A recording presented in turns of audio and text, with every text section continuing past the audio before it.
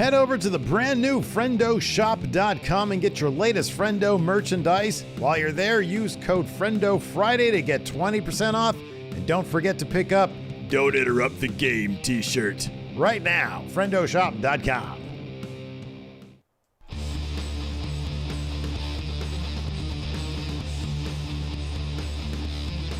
Hey, Friendo, Steve here. And Lars. And welcome back to Going In Raw, the only pro wrestling podcast you need to be listening to right here at youtube.com/Steve and Larson, and wherever podcasts can be found. And of course, every day when we do one of these, let's say every day that we do one of these, we do it live on the Twitch and on the YouTube. So be sure to subscribe over at youtube.com/Steve and Larson. If you're watching right now live, hit that subscribe button. Hey, do us a favor, everybody over there at YouTube. James Tyler, I'm looking at you. Hit that like button.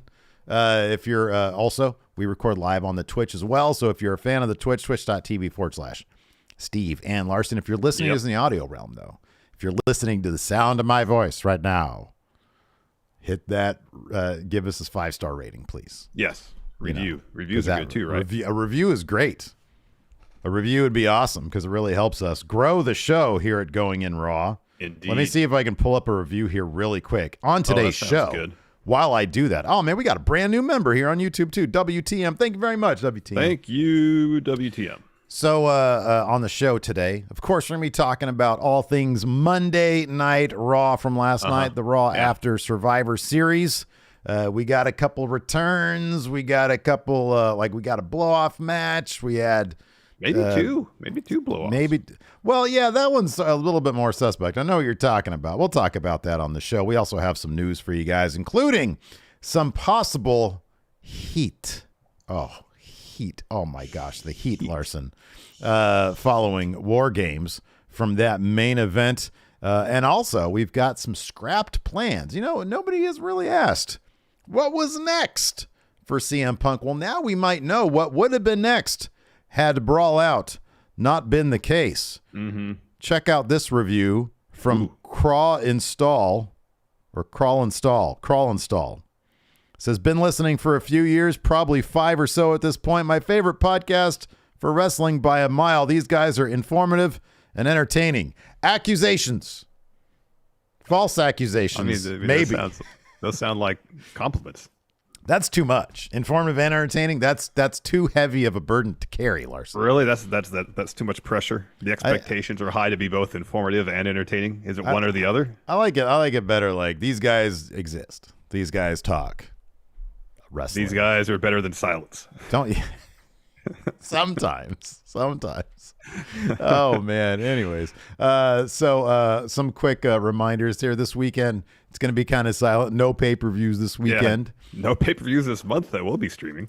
But then the next week we've got ACW, Action Coast Wrestling. Larson and I's brand. This is a real wrestling promotion that we purchased. Money was exchanged. We obtained. Well, no physical cash. No. Right. No, a match was had, and then we obtained ownership that way. Signed papers, and then some electronic stuff happened, and then Joe it wasn't like we walked in with a briefcase full of cash. No. Oh, I did that earlier in the day. That did happen. Yeah. Oh, I don't know if you checked our business account lately, but that happened. So December 10th, the first Action Coast Wrestling show here in Sacramento under new ownership, under our ownership, best ownership to be determined. Resurgence. That's the name of the show. How dramatic is that? Resurgence. Super. Big deal. So if you're in the Northern California area, or really anywhere across the globe, you still have time to buy a plane ticket and get your butt over to Sacramento for Action Coast Wrestling Resurgence. That's exciting. Yeah. Also exciting. Scrapped plans for CM Punk. Possibly, maybe. This sounds like it might have been kind of cool. It could have been, yeah. So on a recent appearance of The Sessions, Renee Paquette's podcast, Stokely Hathaway revealed that the firm was slated to work with CM Punk following All Out. Of course, Brawl Out happened, so didn't come to pass. This is what Stokely had to say. These transcripts come to you from Wrestling Observer. Quote, who we are supposed to directly feud with is no longer in the company. I'll take a moment there to pause, because I think that might be the first public comment on the record from anybody within AEW about CM Punk's status with the company. So, yeah, you're right. You're absolutely right. And part of me was like, am I burying the lead by not saying Punk confirmed out? but that's been like so overused. Yeah. That I thought this angle was a little bit more interesting in terms of like what we're focusing on. But Maybe. You're absolutely right. No, this seemingly is confirmation. This dude's no longer in the company. Yeah. Stokely continues, quote, "That is one thing I was looking forward to because I was hand chosen for that role. I'm just going to say it. I don't know the specifics if people are choosing sides or whatever, but for me, the fact that CM Punk said, hey, I want to work with this guy that holds a lot of weight and means a lot regardless of what has happened, what will happen." And so Stokely also talked about how the firm's plans have changed following what happened at Brawl Out and apparently CM Punk not being in the company anymore. Quote, "Everyone in the group is trying to do their best and we're trying to figure out how to make this work because the original purpose isn't the purpose anymore. So it's like, what do? Things are slowly gearing up. It's just going to take a few weeks. With the way wrestling is nowadays, I get it. First impressions are everything, but it's a little bit difficult to change people's minds. Most people don't want to see Picasso work on his painting. They just want to see the shit done. That's the phase we're in. We're working on it, but people don't want to see it worked on. They want to see the finished product."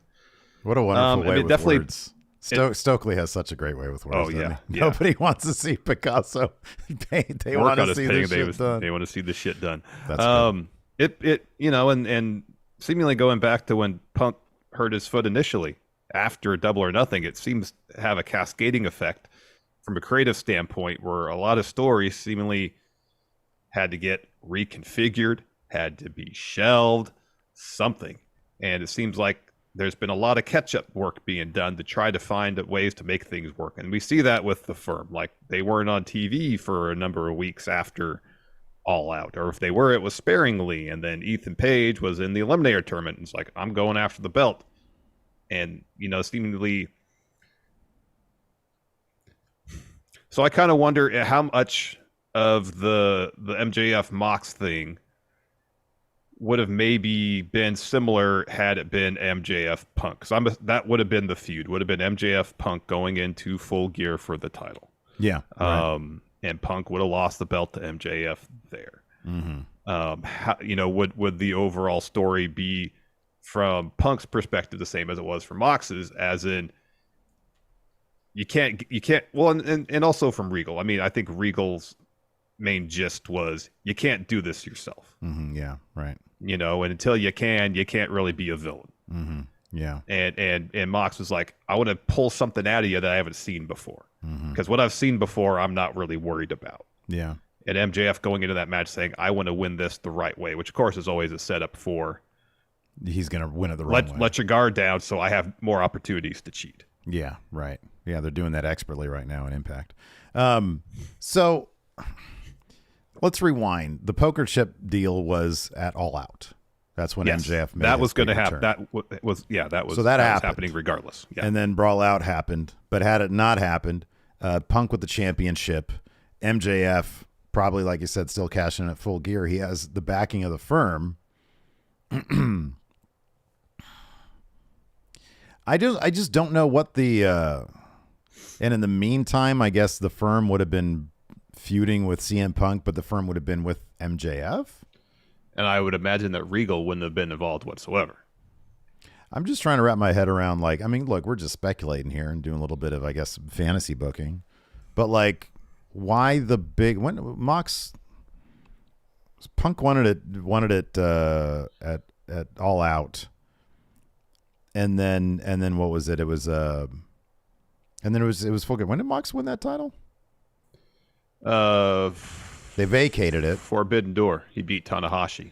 And then they did the Forbidden Door? That's one. Okay. Yeah. Okay. They had the tournament to determine who would face Tanahashi to be the champion. That's right. Yeah.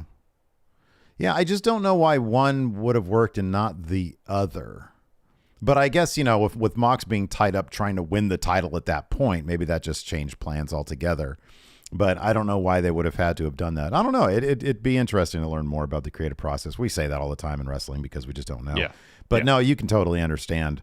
Regardless, they felt the need to change plans. And yeah, the firm got a little bit mixed up in the shuffle there.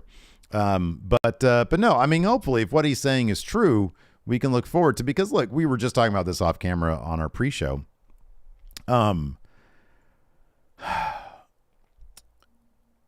The firm has talent. Oh yeah.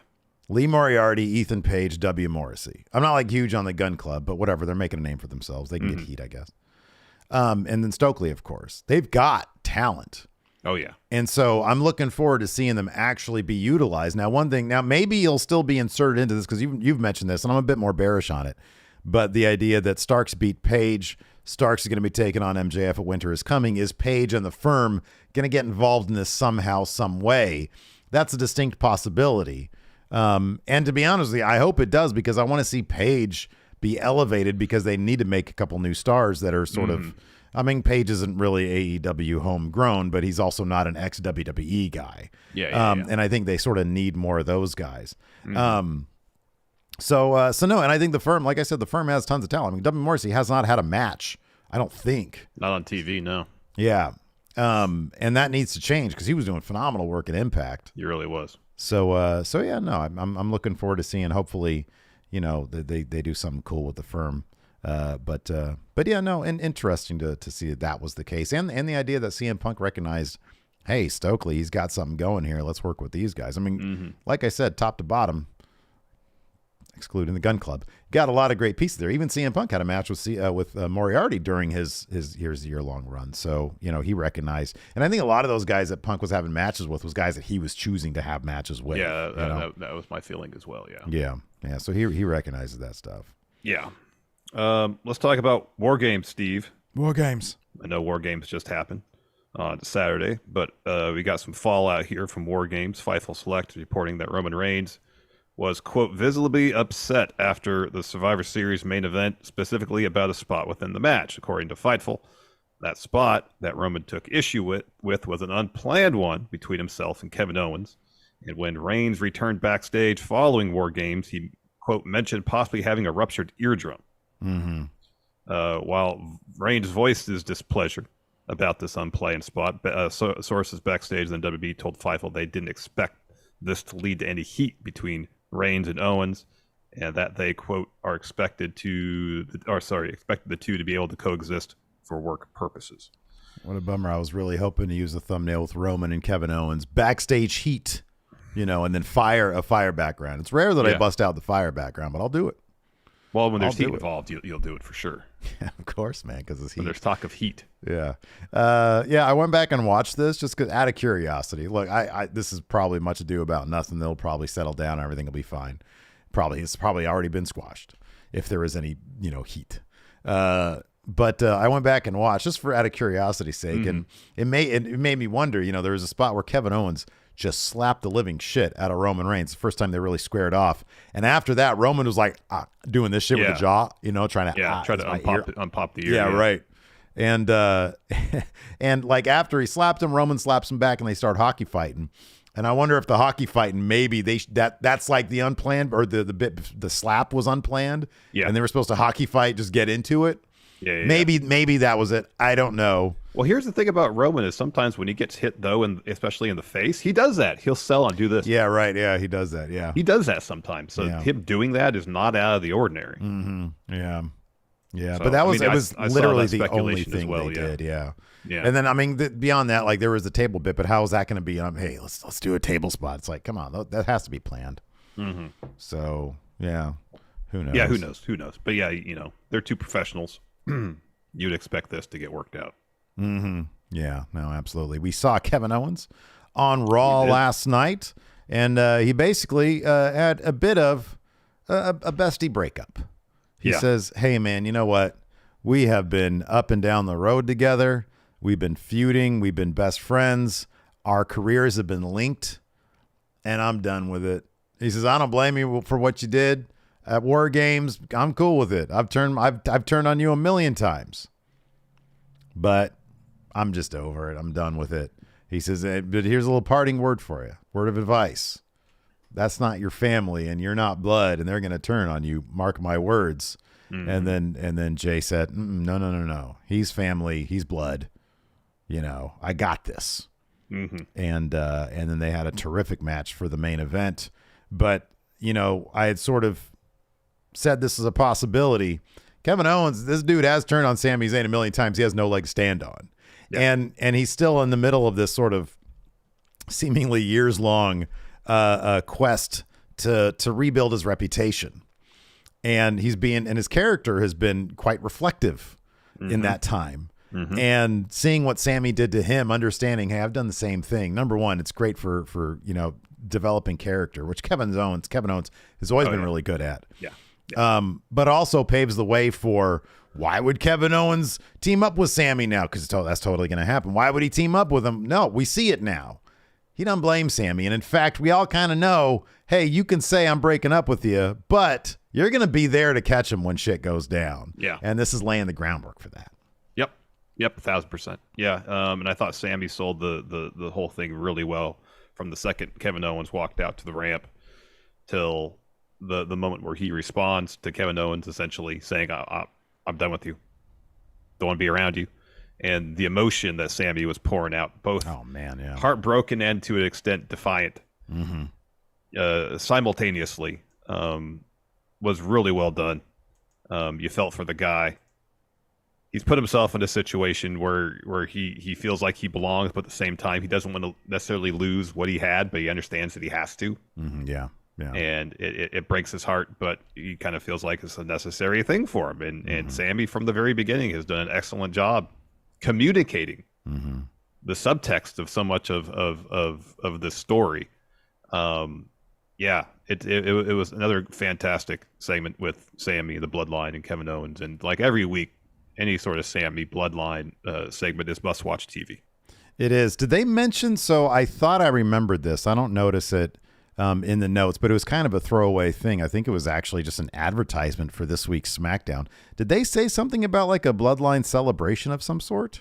Do you remember that? Okay. I know they did like an ad for SmackDown, and maybe it was just a generic, the Bloodline's going to be there to talk about their win at WarGames, which is kind of an obvious thing to preview anyways. I know Roman's out most of the time, but makes you wonder. Try to find any hint of when they're going to give Sammy the boot. Yeah. Although somebody in I think, maybe it was in our comments or the WrestleJuice comments, I forget what, was saying like, and I don't know what day of the week SmackDown falls on in late December, but like whatever Christmas themed episode they do, like hope not a taped one, but one like that's live and maybe right before the holidays. And so the 23rd is a Friday. That's 2 days before Christmas. That's probably going to be live then. That would actually be perfect. Could you imagine them doing that to Sammy at Christmas time? Ooh. Oh wow, that would be pretty rough. But yeah, no, they're laying all the groundwork now. It seems pretty clear that they're going ahead with all this stuff sooner than later. Also, let's talk about this: a feud over or no, or yes or no, because the OC and the Judgment Day, former Bullet Club leaders. Of course, everybody wants to see this stuff. It's been going on for a little while now. We had the solo match at Survivor Series, and then we had where AJ won, the OC got the win, and then we had a match on Raw. Well, AJ said clearly, this needs to be done tonight. We're finishing it. Yeah. And I don't know if Corey Graves was just sort of throwing this out there, but at the end of that match, he said, this is the end of the OC versus the Judgment Day, or is it just the beginning? I wonder if Triple H got in his ear. No, don't say that. What was that? No. So I'm assuming that was just Graves leaving it open in case maybe he just doesn't know. But it seemed when AJ's promo seemed to be definitive, this is it, right? This has got to be it. I know. It definitely would seem to be it just based on that AJ saying that plus the Judgment Day went over here. Triple H really likes Finn Balor, really likes Rhea, really likes Damian Priest. I like that finish too because the entire thing started out as a singles match between Rhea and Mia Yim, and then the finish of the match. We got to see that conclusion. That was a very clever little bit of booking there because it's like, oh no, I want to see this. Well, we got to see it kind of. We did. We did. Yeah. So yeah, I would assume.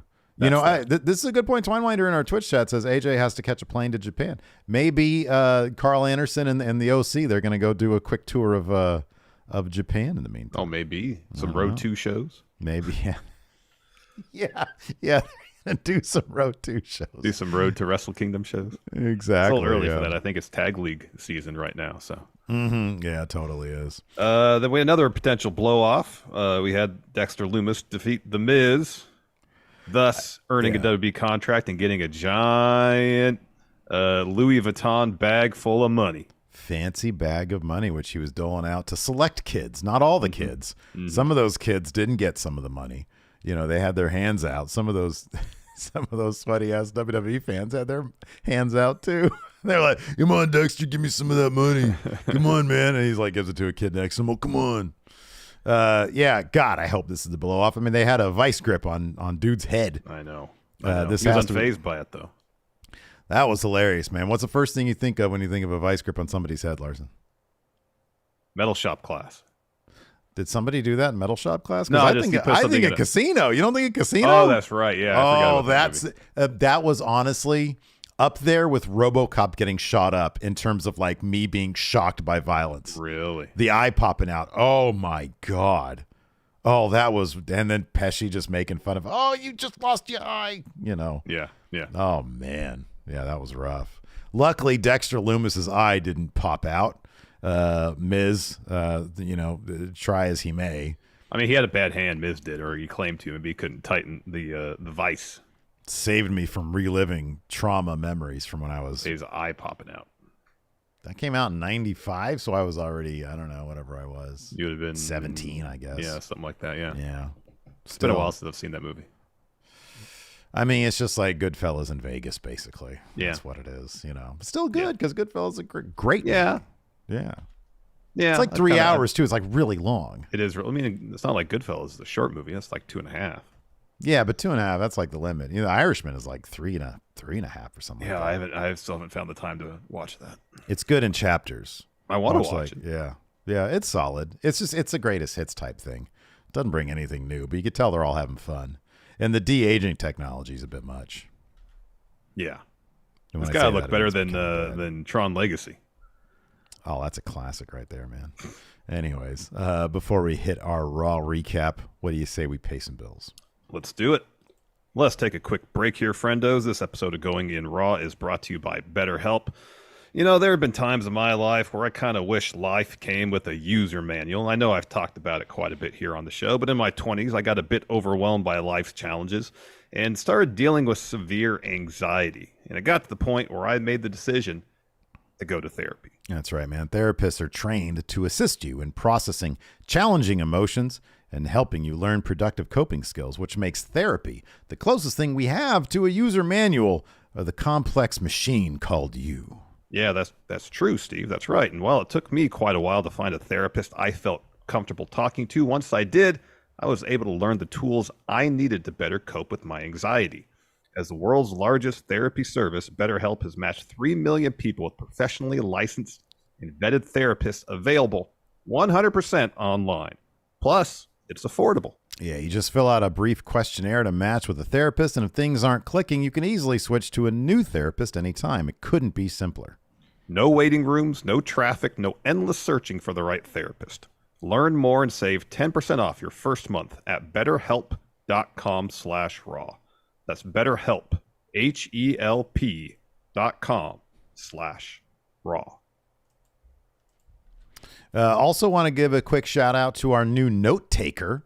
Yes. Chris, what's his last name? I'm not going to give his last name. We'll just call him Chris the note taker. And maybe he doesn't want his last name out there. I don't know. We'll ask him. Big Chris. We have our own scripts, essentially. We have a scribe. We have our own scripts, exactly. Yeah. Scripts. So let me ask this before we get started. Did you find your experience to be a bit different now that you were relieved? Oh, but of course. Oh, wow. I mean, Raw, this is the best Raw in 30 years. I wouldn't go that far. I mean, it was a situation where I would follow along with the notes, add little details that I thought were interesting. Hey, Chris is in chat here. He's in our YouTube chat. Oh, so hello. Is it a hard G or a soft G? Is it Jerix or Garrix, Chris? So I'm sorry. I interrupt you. I'm sorry. Go ahead. No, I was saying it's a situation where I was watching the show. I was following along with the notes. It's something that I wanted to add in there. I just put it in there. You put it in there. You wrote it on rather there. than have to do the whole thing. So Chris did an awesome job. Oh, thank you so much. Yeah. Detailed, thorough. far Bullet fewer points. grammatical errors than I would include. Yeah. So thank you so much, Chris. Chris Garrix. Sounds like an action here. Chris Garrix. Yeah. At your service. Yeah, bullet points. It wasn't like the mass of caps that, your notes typically are, just the scrawlings of a madman. Yeah. I like berating myself and you with my notes. It's all caps, bullet points, like points of view changing in the sentence. Right. Yeah. Sometimes it's like first person, then second person. And then Miz came out and he attacked Miz. It's weird stuff like that. It's weird Rawgate stuff. Yeah. Rawgate stuff. Oh man! So thank you very much, Chris. Thanks, awesome, Chris. He says awesome. Glad to help. He says I love Crips though. He wants his name to be Crips. That might be problematic because there's a gang called the Crips. Yeah. So we're gonna have to find a different name for you. Yeah. Anyways, so Raw started with a Bloodline video package. We had all the stuff that happened at WarGames. And we see the Bloodline. They're walking backstage, happy as can be. Hey, I'm getting along with you. You're getting along with me. They're trucking right along, man. So anyways, Becky Lynch opens up Raw with a promo. She says the man has come around to Norfolk. She says, it feels so good to be back and say welcome to Raw. They're all really into her. It was a really good crowd. It was actually a really good crowd last night. It was a good crowd last night. And then she says, the man of the people should be with the people. So she hops the barrier and she goes up into the sweaty WWE universe. And then we get the tale of two fans, Larson. We have Bobby and then we have Zachary. And Bobby, Zach. Here's in my experience, I was texting Dope about this. You can never go wrong with, and I'm going to call him the enforcer prototype, okay? Mm-hmm. Because they're always tall, big nerds, right? Usually with like a beard. And in this case, dude had like an X-Men hoodie on, right? A bright yellow one. Yeah. I've known so many of these types, and almost every time they're lovely people. They're absolutely lovely. Bobby last night seemed like a lovely guy, and Becky gave him the shoulder lean, and then she tried to mix it up a little bit, and she went over to Zachary. Zachary was drunk. Or if he wasn't, he sure acted. He was like, because she was like, hey, what's your name? Bobby. She's like, oh, I love Bobby. Bobby's great. He's got an X-Men hoodie. And then she goes to Zachary, what's your name? Zachary. And you could tell he didn't reach out to her, but you could look at his eyes. You could tell he wanted to. Well, Maggie has it right. Bobby respected Becky's personal space. Yes, exactly. Zach did not. Zach did not.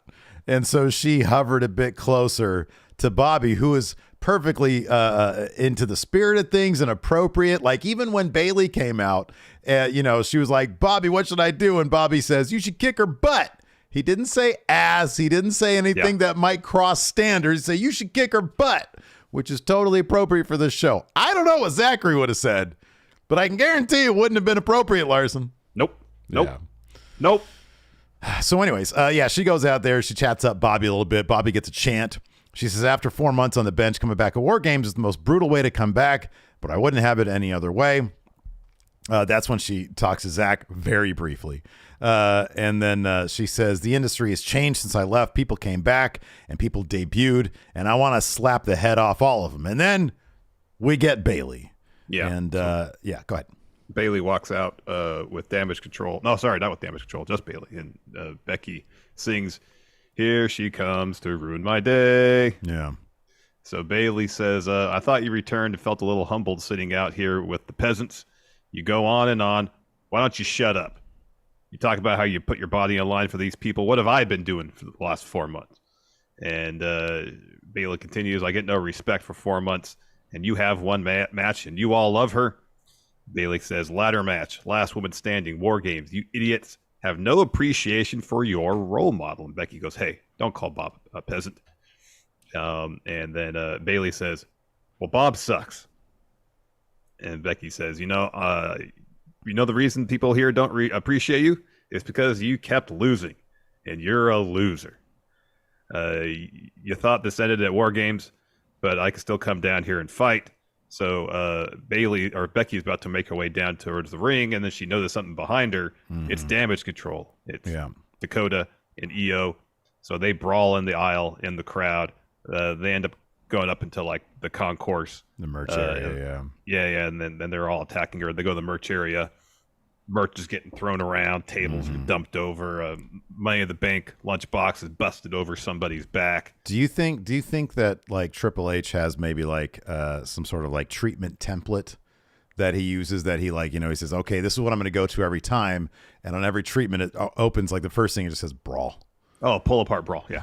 Pull apart brawl. Because then security comes and breaks it up. Yeah. It breaks it up, exactly.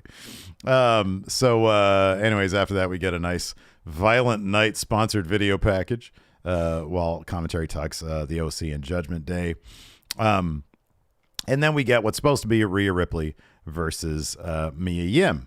And they actually do quite a bit in this match. But at a certain point, because Dom had come out with Rhea, let's see here. So he stops Mia from hitting a dive, and then he gets brought into the ring for doing that. So Rhea takes Mia out, and then AJ comes out, and he dives into the ring because Dom's just chilling in the ring there. Yeah, he's just standing there. He's just standing there. Ref's not doing anything about it. So AJ's like, well, I'm going to do something about this.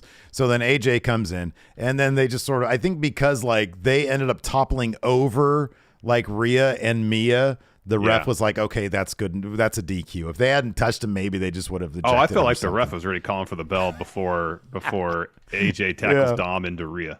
As soon as Dom wouldn't leave the ring, you're right. The ref was probably getting hot for that. Well, as soon as AJ got in the ring, I felt like the ref was calling for the bell. I guess he kind of just saw where this was going and was like, all right, I'm going to get ahead of this, ring the bell so I can be proactive and try to break this up.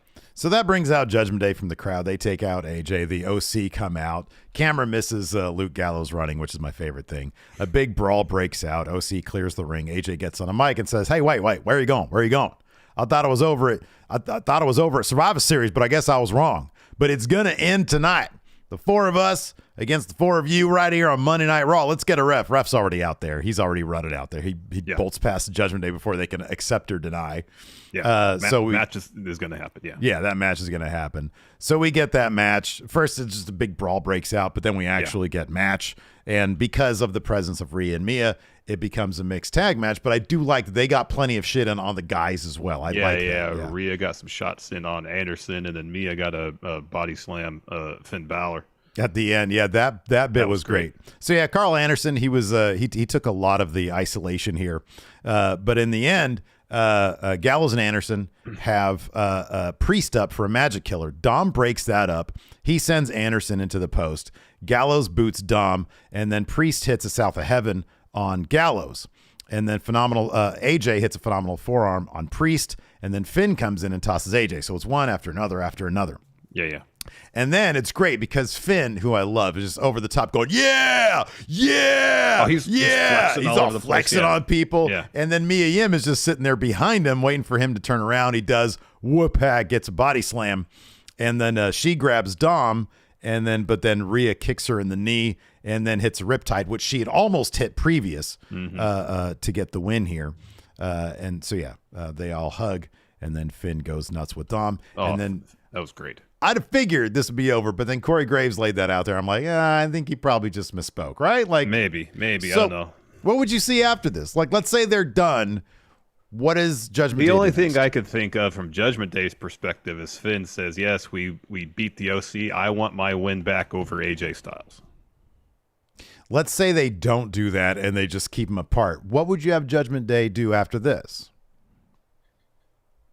Are there any other factions on Raw? They should reform the Hurt Business. That's what they should do. Yes, that'd be because great. that'd be perfect. Then they can feud with Judgment Day, and they can go feud with the OC. That'd be great. OC should AJ should feud with Roman. Oh, that's OC a good the Bloodline. Do that. That's a good one. I wonder if that would if that's possible to happen currently on the road to their big story here. Yeah, I don't know. Yeah. Probably not. It seems like they have the story beats plotted out if WrestlingNews.co is to be believed. Then we're backstage. Street Profits arrive at the arena. Byron Saxton walks up to them for an interview. So they say, right now, because Ford returning from injury. Says they feel as good as Saxton looks right now because he had another great looking suit on. And so they're talking about all the stuff that's happened while they were out, Becky coming back, a variety of things.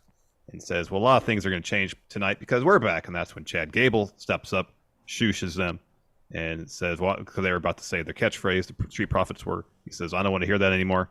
He dubs himself the best part of Monday Night Raw and says, since he is the best part of Raw, he went to management, requested a match, Street Profits against Alpha Academy. And then Dawkins calls Gable short, or refers to him as being short, and says they say we beat you before, and tonight's gonna be no difference because Street Profits are up. We want the smoke. They got their shit in, man. You got to get your shit in. Yeah. They also called Gable an elf. Yeah, I don't like going to the height stuff. I don't either. Not a fan. Although Gable's reaction afterwards was kind of funny, where he says, "My name's not Jingle." Yeah, he's great. Elf. He's great, but yeah. We'll talk more about the Street Profits and the Alpha Academy in a little bit here because they have that match. But first up, we have the Usos in the ring to do a promo. Of course, everybody looks like they're all really happy. So Jimmy says, the bloodline's now in your city. Jay says, we went to war, one of the worst we've ever been through.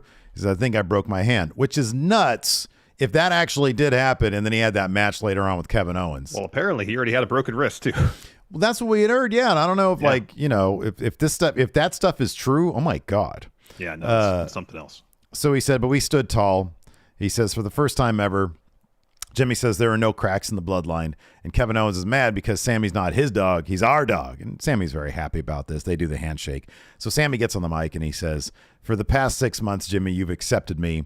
You've been down since day one. It means everything to me. And then he turns his attention to Jay. He says, look, man, I know it hasn't been easy most of the time. You didn't trust me. You didn't like me. But at WarGames, the way you accepted me into this family, the way you embraced me at the end of the match, that was oozy. He says, any business we have to handle from now on, we're on the same page. And Sammy extends his hand for a handshake. And Jay's sitting there and he's thinking about it. He's got kind of a sly grin on his face. And then he walks over there. He slaps away the hand and he hugs him. Big old hug. And then Sammy waves over to Jimmy. He's like, Jimmy, come on. So they all hug. They're all hugging. And then they all turn to Solo and they're like, come on, get in this. And as Chris here mentioned in the notes, it really did seem like they were simply trying to break Solo. Yeah. Because they're really going overboard with the exuberance of trying to get him over there. They were being so over the top, and he's as stone faced as possible. Yeah. So anyways, as they're trying to do that, Kevin Owens' music hits. And then Sammy says, stop right there. He says, before you do something stupid like try to fight me, Kevin Owens says, I'm not here to fight at all. I'm out here to tell you, I totally get it. I understand why you did what you did. How many times have I done the same thing to you? I get it. I'm not mad. I can't blame you. I'm not here to fight. He says, since Saturday, I can't help but think, but for 20 years, our careers have been linked to one another. But after Saturday, I don't want to fight you or team with you or ride together. I'm just done.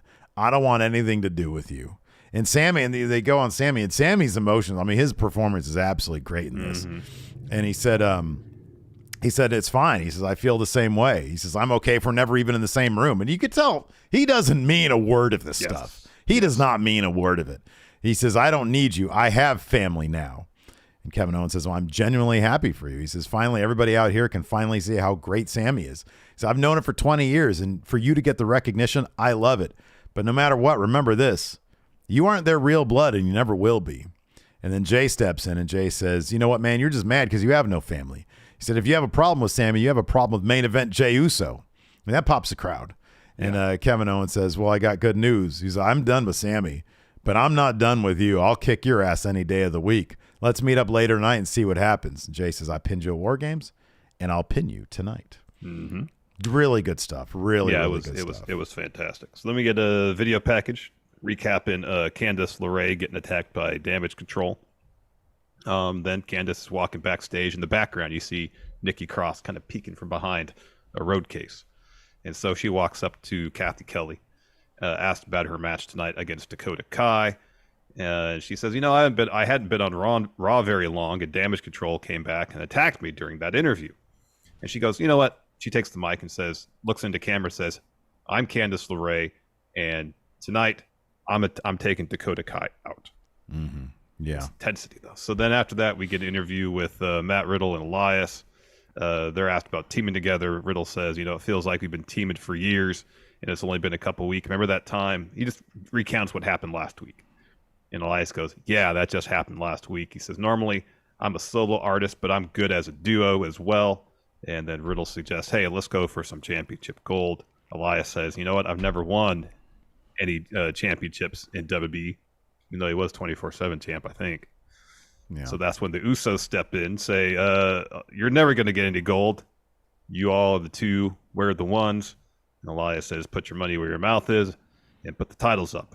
And Jay says, anytime, any place. And then they walk off, and Solo just stares at him. Easy pickings for the Usos here. Oh, yes. Because I hope Elias turns on Riddle. I want to see that guitar broke over Riddle's back so bad. I hope he brings 5 guitars, honestly. Like, it's so weird that, like, for all of Triple H's successes so far, man, Riddle is even more annoying than he was before. He's like back to like when Riddle first came to main roster and he would just rant and rant and rant. I know, it's not about the quite most obnoxious that bad stuff. Yeah. But it is, yeah, it's pretty gnarly. Anyways, we had a tag match after that, the Street Profits versus the Alpha Academies. This match was fine. They're all terrific wrestlers. We got one of those amazing frog splashes. We had Montez Ford body slamming Otis. That was great. Lots of good stuff here. It's just, these are two teams that, like, I really want to see them do something with them, like a story of some sort. And I'm glad that they're done with, they seemingly are done with Elias and Riddle. Alpha Academy is, yeah. Alpha Academy is what I'm talking about, yeah. But yeah, Street Profits, I think that they're just too talented to be sticking with the same gimmick and not showing any amount, besides Dawkins being in phenomenal shape. Because Dawkins, in Ford's absence, we've all seen, has gotten in really, really good shape, and that's awesome for him. Putting in some really good work as a wrestler, but man, they need a story. They need something. Yeah. Yeah, to one extent, that's one of the downsides of only having one tag champs now. That's not to say you can't create interesting stories outside of the title picture, because you can. It seemed for a stretch that Street Profits were teasing some sort of heel turn that never came to fruition. Yeah, right. Yeah, I think that was one of Vince's last things. Yeah. And it'd be interesting to see them as heels, because I think they'd be great. They got tons of charisma, tons of personality. They're both great talkers. When they had everybody always referencing them potentially breaking up, like, I thought that was good. It was like, oh, you're planting some seeds for some, dissension, and they never followed through with it. I mean, that was around the time, it was right before Triple H took over, so who knows how that, played into it. But I've always said that, you've always said as well, that Montez could be a big star. I think Dawkins has plenty to offer. Oh yeah. And I don't know, like, maybe given that factions are such a thing these days, maybe you craft a faction around them somehow. I don't know. I don't know what you would do with them beyond, as Mr. Dope says here, they need to change gimmicks. The Red Cups ain't doing it. It's so one dimensional what they have going on. And I feel like they've proven to have so much more to offer. And I really hope that is a focus that they have going forward. Yeah, hope so. Fun match. Street Profits get the win. You mentioned Ford hitting that body slam on Otis. Otis rolls out of the ring. Gable's in there. Street Profits just hit him with a bunch of double team offense. Spine buster, frog splash. Street Profits get the win. Hey, this is a cool idea. White Brownie says pair them with Bianca, which I had thought about, and have them feud with Judgment Day. Oh, that'd be interesting. Oh, that'd be good. Who would be like the counter to AJ? I mean, you could make it Montez. To Finn, you mean? I'm sorry, to Finn, yeah. I mean, Montez could, but traditionally it's a tag team, and then you have like a singles dude, and AJ's a singles dude.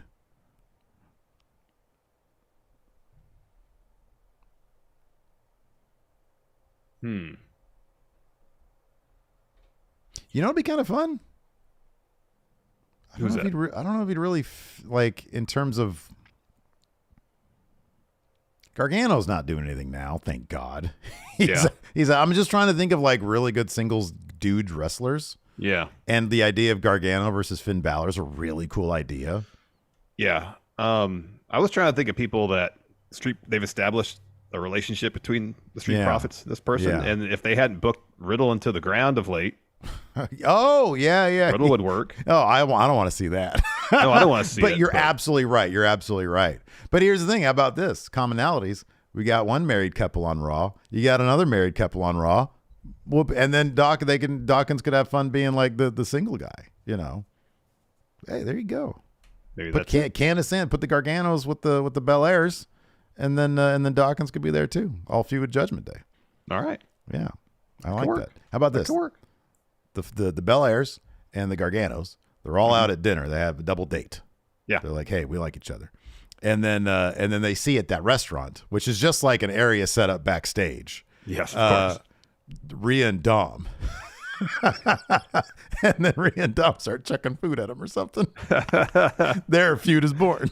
They get the straw, Dom's making little spitballs and shooting them through the straw. Finn shows up and he's got like a wig and he's their waiter.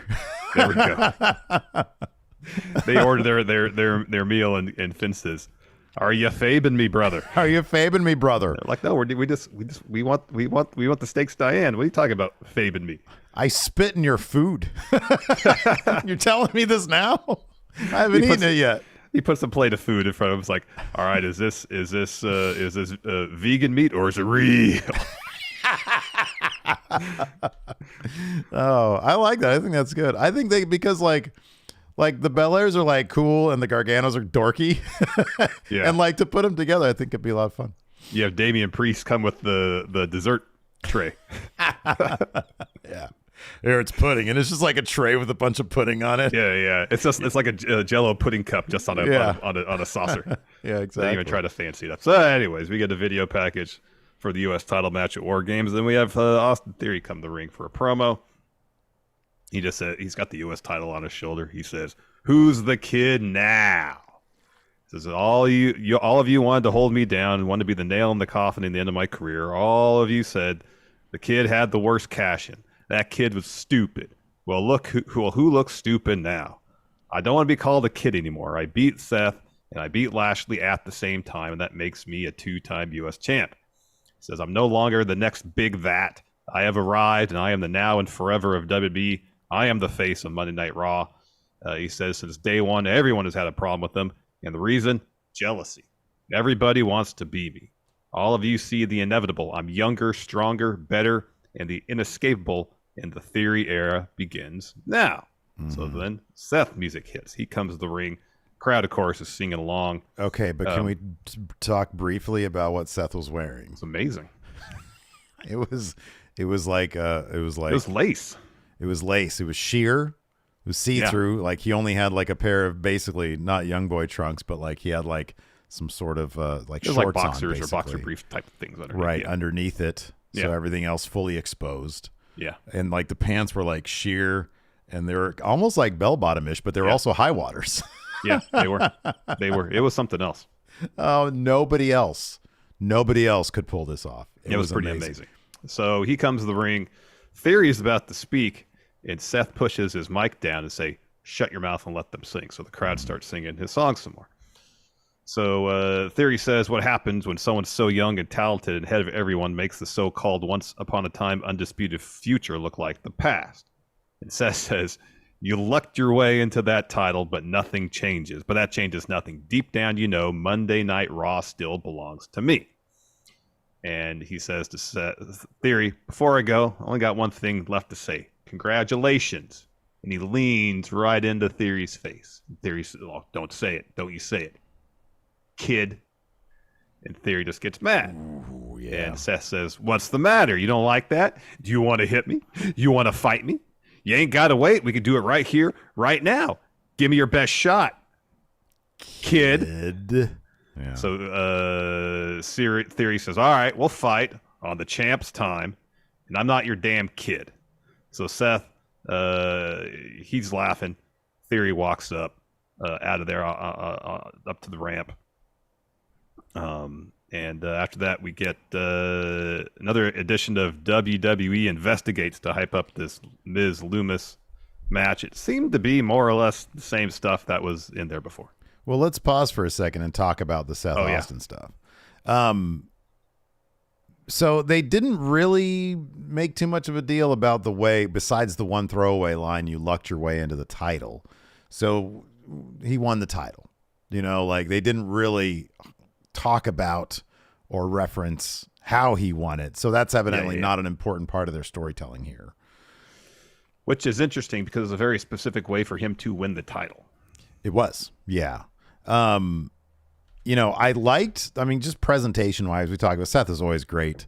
I like that Theory didn't come out in his generic Beyblade. He didn't come out in his gear. In his indie gear. Yeah. He was wearing like pants and like a jacket with no shirt and a gold chain. So he looked kind of cooler. I don't know. I like when they do that. Like too often Orton would show up in his trunks and a t-shirt and he looked like he just didn't have any pants on. Yeah, I know. I can't stand that kind of shit. But then later on, like he'd wear shorts and like his hoodie. And it was just a lot cooler. Well, at least let you know that he had pants on. I just want to know the guy, you know, it's not going to be a... What was that dude's name in the Gemstones? The weird friend? Oh, Keith. Keith, he had his shirt on. Yeah. It wasn't long enough. Yeah. But yeah, I mean, I don't know. Look, there's 2 months until pay-per-view, so maybe they're gonna run this feud back. Do you think like this is just like Seth acknowledging Theory, or like they're gonna do a match, aren't they? Oh yeah. I mean, yeah. Seth, he wants his title back. Yeah, he wants his title back, and you know, I don't know if that's gonna be the situation. The one-on-one match between Theory and Seth is going to be where we're going to really find out whether Theory lucking into wins is going to be his story. Is he going to be a chicken shit cheating champion? I can't stand those. I really can't. I like when a champion, like, sort of, if he's a good guy or a bad guy, I like the threats. The threats are the ones that succeed. Look, Seth Rollins. Yeah. You know, he would use nefarious, or Edge. They would use opportunistic ways to win, but they wouldn't. You know, they would always be in it. You always had the idea, oh, this guy's in it, you know? The matches that, that Theory had with Lashley didn't help him at all. He looked like a clown pretty much the entire time. Mm-hmm. Yeah, Lashley would continually just destroy Theory. Mm-hmm.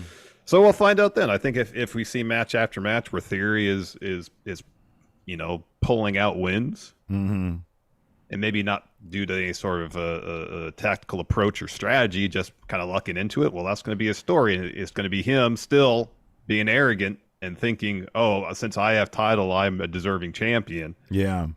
You know, it's not exactly him maturing or growing. It's just, okay, I'm just more vicious, but I'm still oblivious. If he cheats, fine, because he's winning, you know, and he's finding a way to do it. Yes. I'm fine with that. Seth used to do that shit. Edge would do that shit.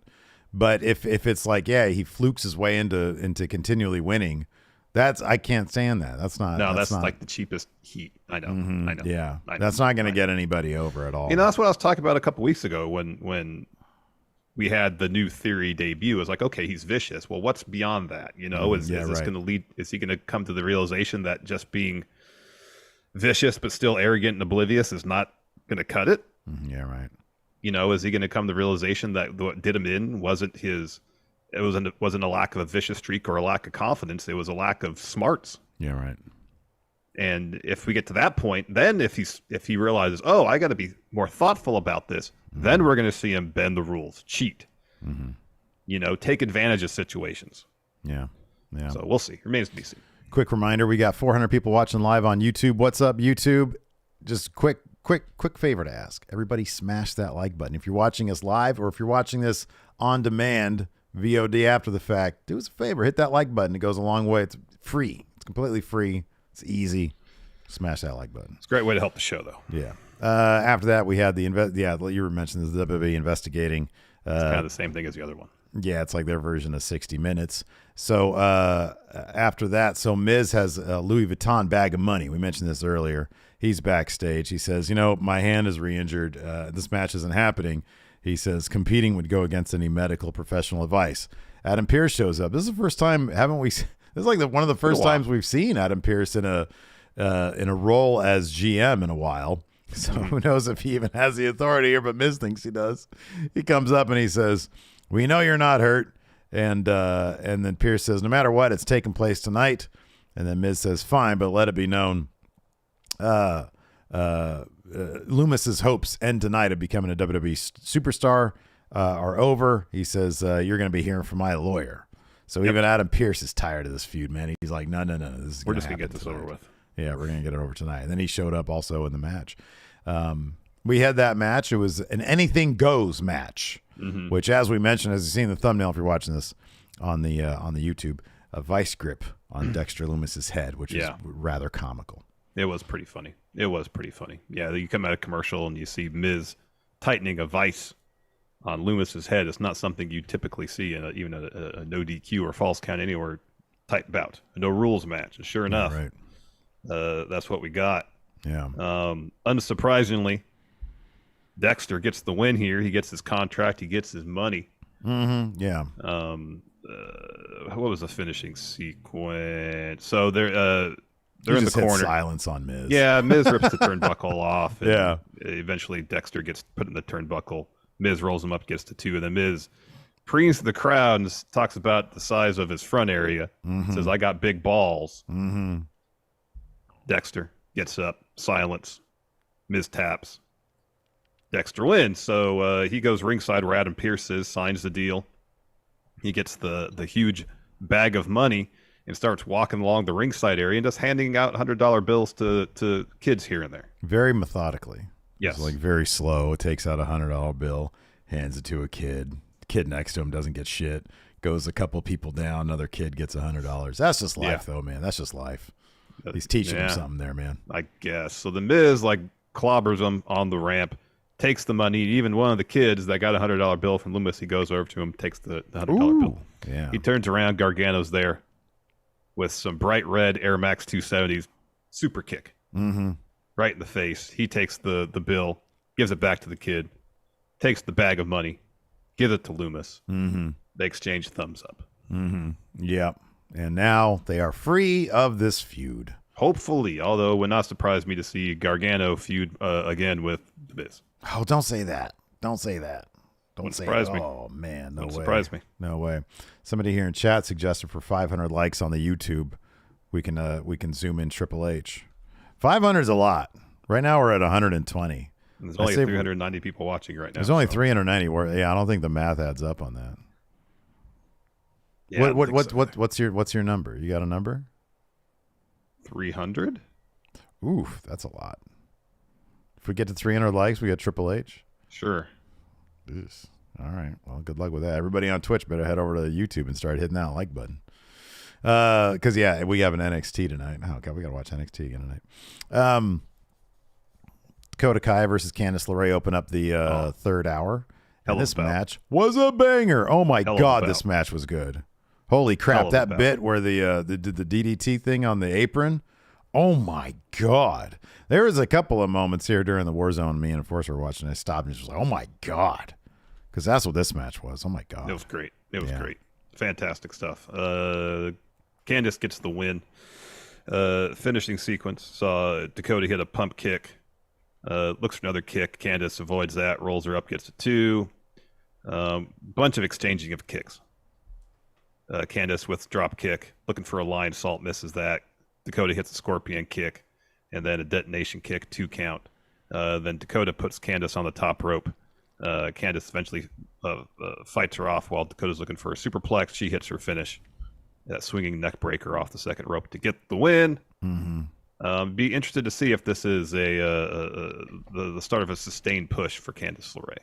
I hope so. I mean, I think she could, if they have her feud with Nikki Cross, which seems to be the indication from what we saw earlier. I mean, Nikki Cross is the type who she doesn't need to rack up wins.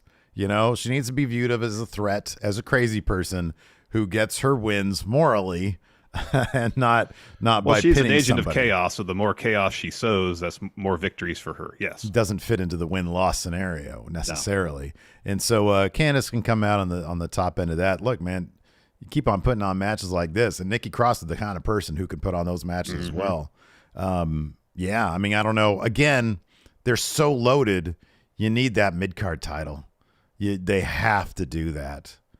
I'd be kind of shocked if they didn't at some point next year, to be honest with you, because it makes a lot of sense. It makes too much sense. So after that, we have Bloodline backstage, and Sammy and Jimmy are hyping up Jay as he's doing some push-ups in advance of his match against Kevin Owens. We got a WarGames video package. Again, if he's got a broken wrist, that's tough to be doing push-ups, man. I know. Or a busted hand.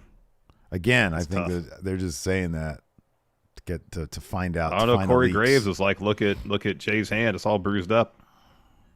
You think Corey's the leak? It looked a little swollen. Corey's leaking info, dude. Yeah, probably not. Probably Could not. be. Yeah, we got the WarGames video package, and then we get an interview with Asuka, Bianca, and Alexa. Alexa is completely and totally checked out. And we get the little Bray graphic on the monitor behind her. So Bianca is asked, how do they feel? And Bianca says, physically we've been better, but mentally glad this is over with. She says, I've been holding the division down. In the Damage Control tried to take control. I was the one who made the call to Becky. And every plan that Damage Control had backfired. We all came together in the end.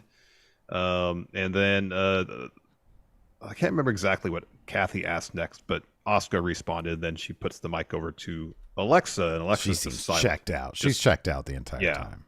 And then she kind of comes to and says, "Oh yeah. Bianca was right to call Becky. That was a great call." They had done the. I was looking at our likes the right Bray, now. The Bray thing. Yeah. Yeah, they had done the Bray thing. So that's happening at some point. Dude, I love that kind of shit, man. Because who knows when that's going to pay off, but man. And who knows what the payoff's going to be. I know, exactly. Yeah. And then we had our main event. Main event, Jey Uso versus Kevin Owens. Again, just really, really good stuff. And kind of, am I mistaken, but did everybody in the Bloodline participate in this match besides Sami Zayn? Like everybody was getting up on the apron and trying to distract and stuff. And Sammy looked like he was just worried. Like he was just down there and he was just freaking out. Emotionally, he was obviously highly invested in this match.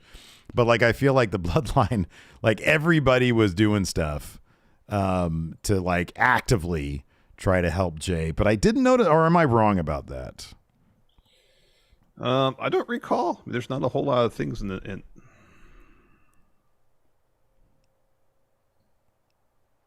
I'm looking at the notes right now because I swear everybody was like getting on aprons and stuff.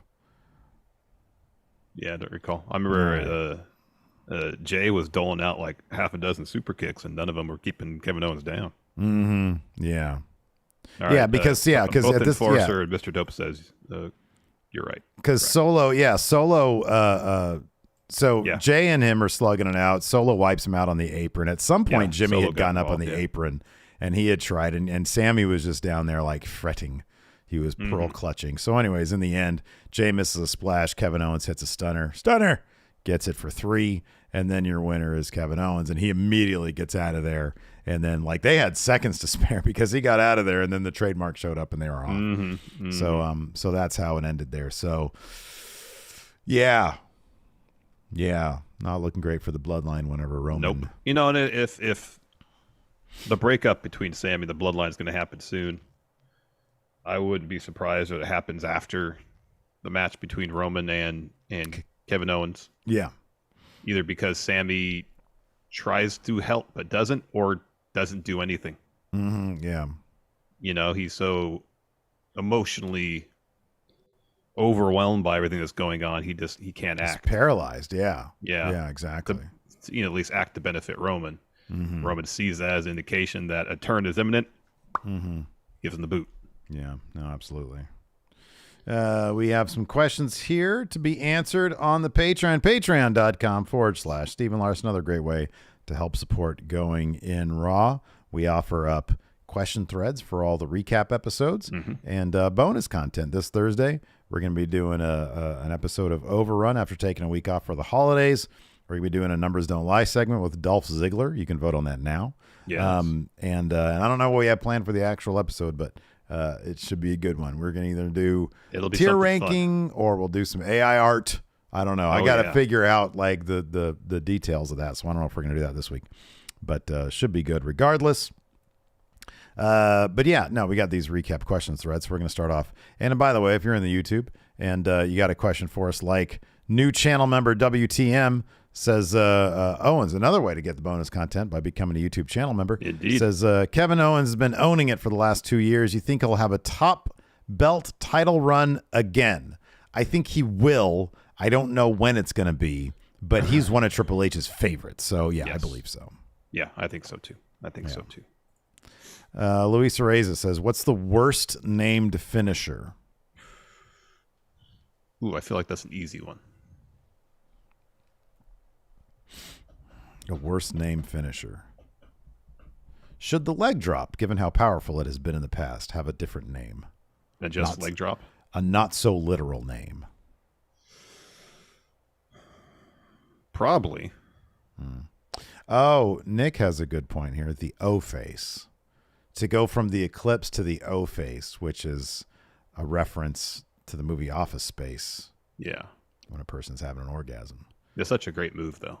It's an amazing move, and that is a terrible name. I remember when I heard that, I was like, Yeah, it's a really good move, though. Yeah, it is. It is really good. Wow, Maggie doesn't like the manhandle slam. You know what manhandle slam sounds like? A Denny's meal. Mm-hmm. It does. Sounds delicious, by the way.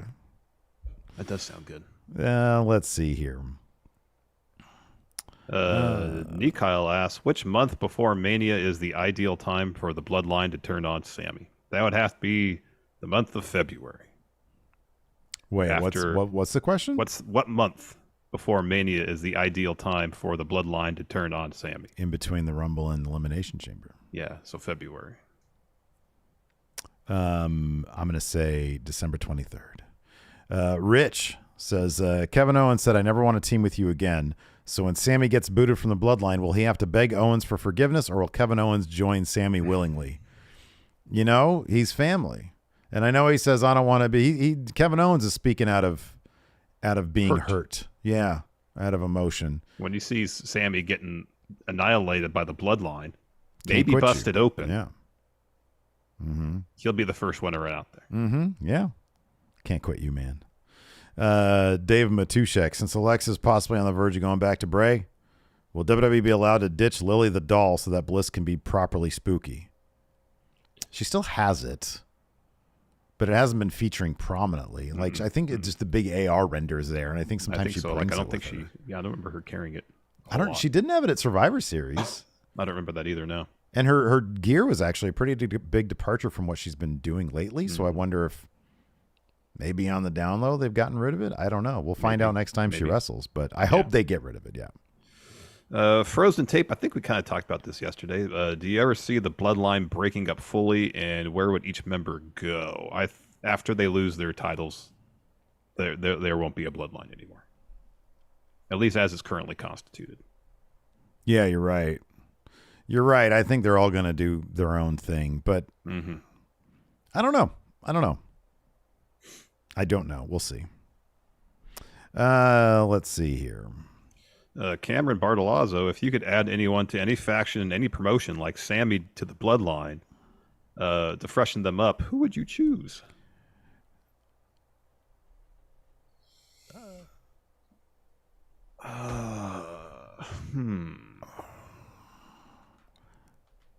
All right, let's say, I've sort of mentioned this before. Put the Hurt Business back together, but keep Amos with MVP. Yeah. Amos in the bloodline. I think he offers something different than everybody else does. So that's my answer. Add House of Torture to Judgment Day. Wow. I think that'd be really good. It's like more people in House of Torture than are in Judgment Day, I think. Or same. Or at least Evil, Show. Dick Togo. And Dick Togo. Okay. All right. I like that. That's good. Naomi to the bloodline. It's kind of an obvious one. But I've always liked that idea. Yeah, that'd be really cool. And then of course we mentioned forming a new faction, the Garganos, the Belairs, Dawkins. New faction. What are they going to be called? Well, I mean, if the Genesis is like a double date, and they call it their faction is a dinner date. Dinner date. It's like a single-use name. That's good. No, it's terrible. It is awful. It is terrible. I don't want to say that though. Let's see. I can't drudge up some puns right now. Let's see here. The Yellow Flash. Kevin Owens has always betrayed Sammy. Why should anybody believe this time around he won't end up doing the same thing? There's nothing to betray. Yeah.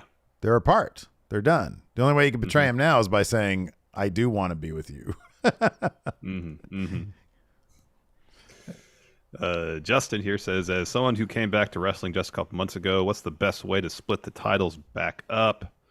Do they have an authority figure split them? The draft? Could the Mania match be a triple threat or even 4 men where there are 2 falls? So he points out, I'm not aware of how these things have been done prior. So they did it at WrestleMania one year when I think Angle had both the European and Intercontinental Championships. Yeah, it was 1 fall for each title, yeah. It was a triple threat, 1 fall for each title, and they split them that way. They wanted a new belt, so they just gave one to Triple H. Just gave it to him. Which was brand split. Yeah. They did it because Lesnar went to SmackDown exclusively, and then Raw was left without a champion. And so Bischoff just dusted off the big gold belt, and he was like, here, you take this. Because Triple H basically was running things back then as well. So they can do it that way. My personal thought is you don't – I think it's this sounds maybe silly to say, but I think I've never liked the idea of Roman loses one of the titles in a match that he doesn't lose it. You know, like, oh, somebody else pins somebody else, so he loses one of his titles. I've never liked that, and I wouldn't do it that way. I would do a draft, solidify the brands as being split, and just have the authority say, Roman, you've unified these titles, so you get a melded together title, and then, I don't know, the WWE title goes back over to... I don't know. Roman, you keep the Universal and then whatever. I don't know. Splitting them on via the draft is probably the best route. I think that's probably the way to go because it's like out of his control. It's a larger governmental body, if you will, doing it. You've proven everything there is to prove, but we're splitting the brands. This brand needs a top title, so WWE lineage title goes back there. Yep. That's all I got. Yeah. Lord Ziffer, not Raw related, but are there plans for the Going in Raw team to head the Revolution pay-per-view for a Friendo meetup in March? The Dynamite after, we've got tickets for that. Before. The Dynamite before, we've got tickets for that. March 3rd or whatever. March 1st. So March 1st. Thank you. 3rd is, no. When is Revolution? 3rd is Rampage and 4th would be... there we go. Either 4th or 5th would be Revolution. So the 1st of March... we're going to be doing a Friendo meetup at that Dynamite. Yes, Cow Palace. At the Cow Palace, yeah. So be there. Patrick Sparks, what match would you like to see take up the last hour of Raw?